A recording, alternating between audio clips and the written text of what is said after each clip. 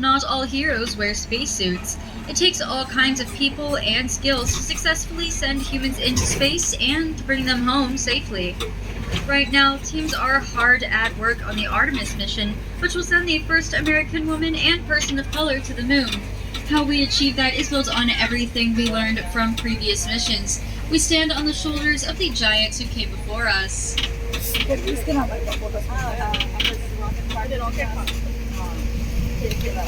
Last time I brought it for after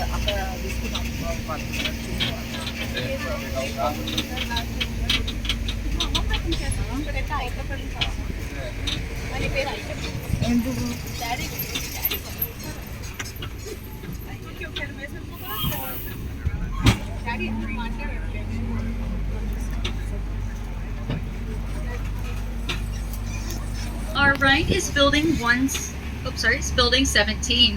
Who knows the name of the spacecraft that will take humans back to the moon? This is Orion. This is where some of the planning, designing, and engineering of the Orion capsule takes place. This building is also where you can find the most exclusive kitchen on the planet, catering specifically for meals that are out of this world. Food scientists at the Space Food Systems Laboratory are hard at work, figuring out how to best physically and mentally uplift, stimulate, and nourish astronauts from all over the world so that they can sustainably live and work in space for the long term. Think about this. If you were traveling to space for the next 200 days and were allowed just one meal of your choice to take with you, what would it be? It's a tough decision, right? I was just gonna say maybe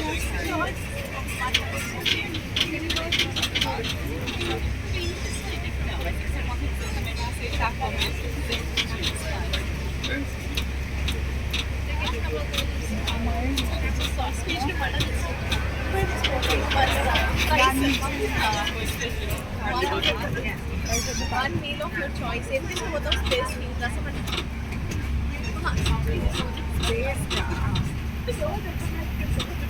We are right now roaming in the NASA Space Center at Houston. It's a mobile vehicle taking the visitors to this place.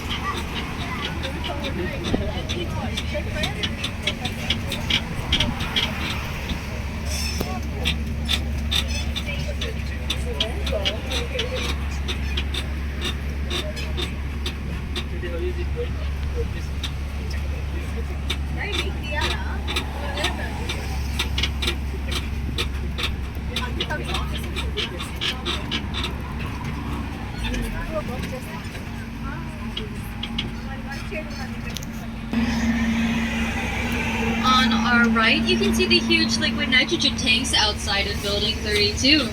Tell me, is space warm or cold?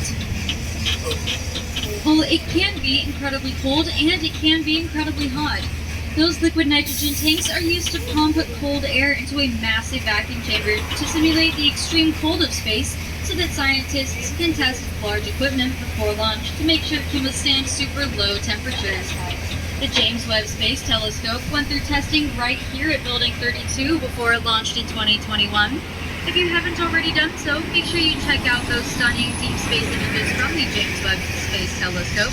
They are just breathtaking. Building 32 also has an array of heat lamps we call the artificial sun to simulate how hot space can be. Large equipment like the Webb telescope and every large space vehicle since Apollo is subjected to both extreme cold and heat in the main large vacuum chamber before launch.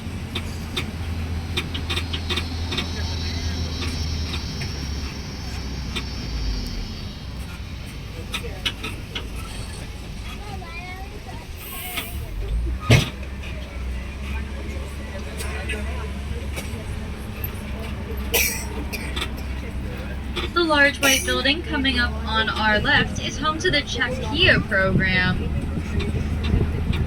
If you want to go to Mars, then maybe start thinking. How do you feel about dust storms and stuff breaking while you're 227 million miles from home? Inside CHAPEA, 4 volunteers are living and working for over a year in a simulated Martian environment where researchers throw all kinds of unexpected challenges their way.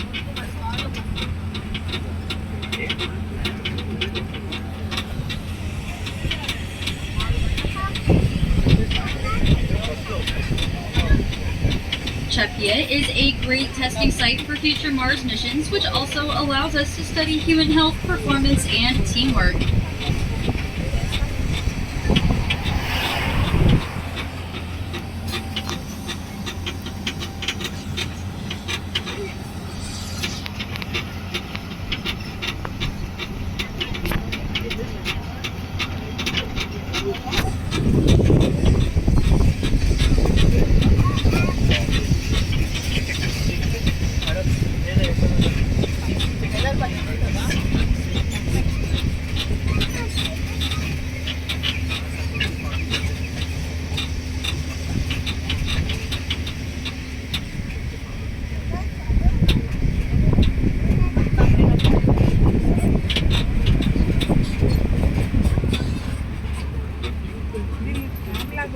We're now approaching Building 9. The space vehicle mock-up facility on our right is the giant space toy box of dreams. It is essential for astronauts to become familiar with their surroundings and everything at their fingertips before traveling to space. At the time of launch, they need to understand how every gadget functions and how to fix it if it breaks. They need to get comfortable moving around in their spacesuit. They need to learn how to operate the numerous space vehicles available to them, make functional adjustments to the equipment, work with robots and other tools, and handle unexpected problems. Building 9 is an active training facility where astronauts, along with their support teams, gain that familiarity. You are about to see a number of mock-ups. They're specifically meant for educational purposes. This is where astronauts have the freedom to make mistakes so they can get it right before their lives depend on it.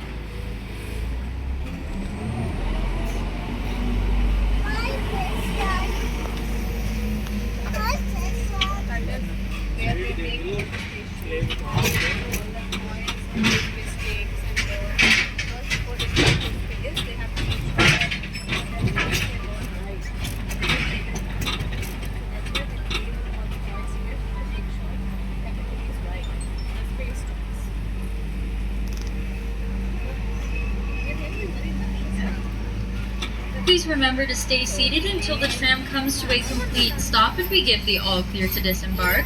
Please silence your cell phones as this is an operating facility and we don't want to disturb the teams at work. Take as many photos and videos as you like, but please no flash photography. Again, we do not want to distract the people working here. Once we're inside, we'll head up the stairs or elevator if needed to the viewing corridor where we'll see firsthand training and testing. If you are unable to climb a flight of stairs due to any physical or medical conditions, please talk to our driver Robin and they'll be happy to help you with the elevator.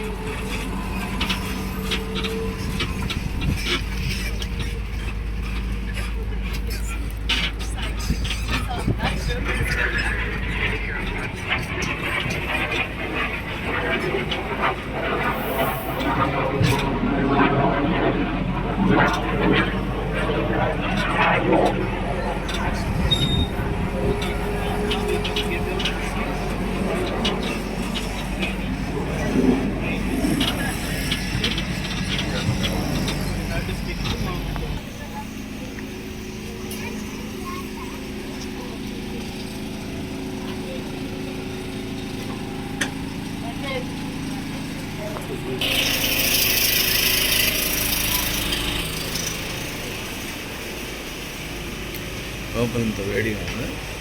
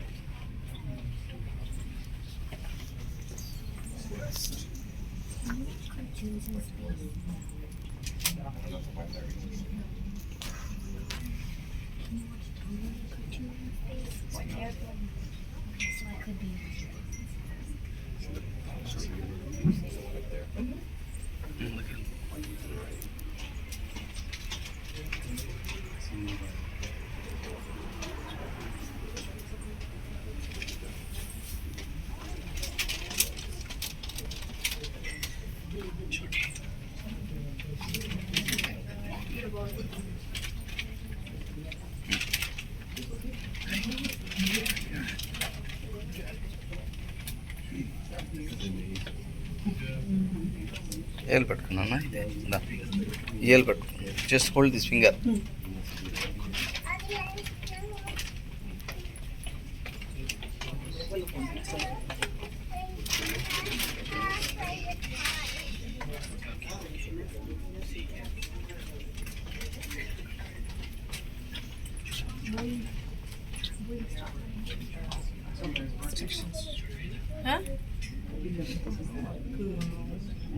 కదా అసలు amazing వచ్చేటువంటి tables ఏదో చేస్తారు.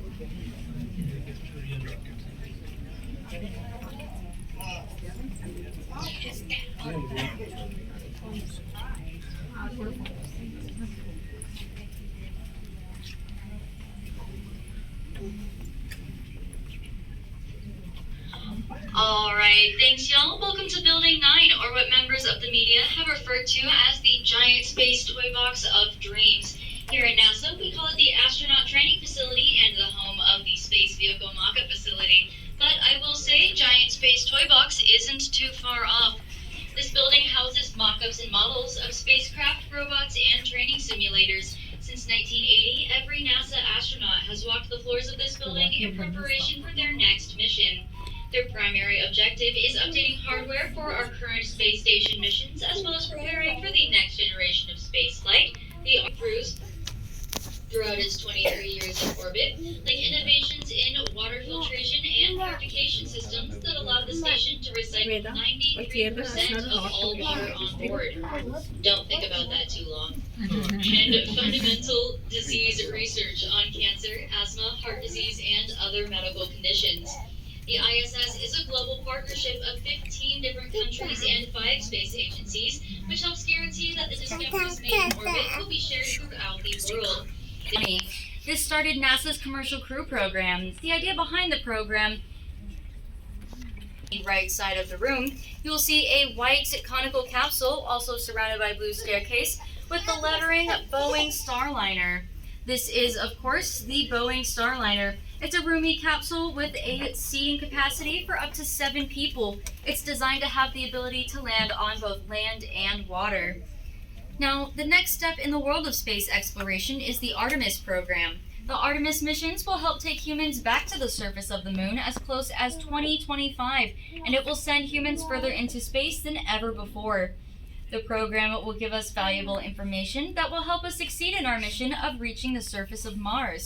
Because these missions are a huge collaborative effort from so many countries, NASA wanted to create a set of principles that all parties involved could abide by to keep space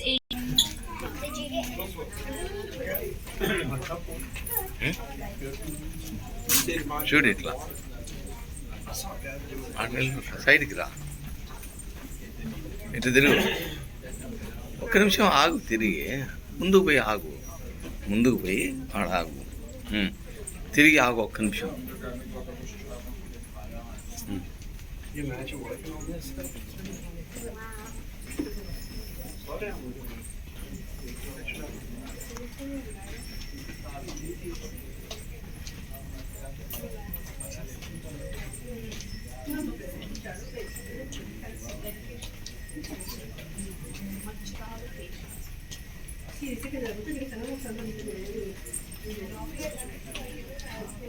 Stopping here now.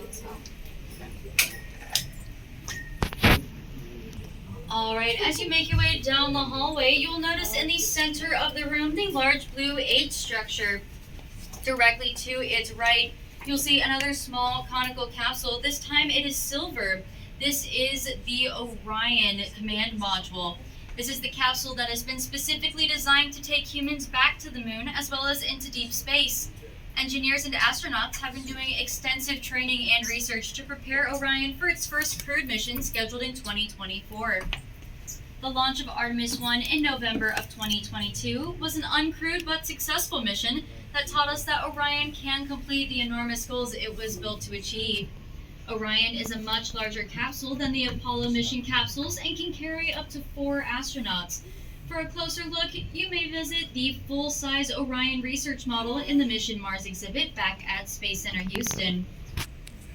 Directly in front of the large blue H structure, you will see a white and gray cylinder with what look to be satellite dishes on top. This mock-up is part of the lunar orbital platform called Gateway, built by Northrop Grumman. Gateway is another international partnership project that will allow astronauts the ability to have a home away from home in lunar orbit. This section is called HALO, and it is one of the habitat modules where astronauts can live and conduct research in lunar orbit. Think of Gateway as another ISS, but instead of orbiting the Earth, it will orbit the Moon. Gateway is a critical part of the Artemis program. When completed, it will establish a permanent human presence in lunar orbit. Material from the Moon will be transformed into power for Gateway operations, which will allow astronauts to stay in lunar orbit for 30 days or more. This efficiency will make it possible for astronauts aboard Gateway. Far left side of the hallway, I know we currently have some construction, but if you look past the construction, I know it's a bit hard to see, there's a blue structure with banners on it, labeling it the Argos. If you can't see it now, you'll get a better view whenever we are exiting the building. You'll pass right by it. This blue metal structure is the Active Response Gravity Offload System, or Argos. Argos is used to train astronauts in the Mars Yard for training sessions. There are 2 different types of SEVs, the surface vehicle and the in-space vehicle. The one we have here is the surface version. This vehicle can house 2 astronauts for up to 14 days and has the ability to travel thousands of miles over rough terrain. The SEV will help astronauts travel larger distances on different celestial bodies, allowing for more research to be conducted. The type of technology that goes into an SEV will help humans here on Earth in developing highly reliable and efficient electric vehicles. If you would, please follow me down the steps and back out to the tram. Sure.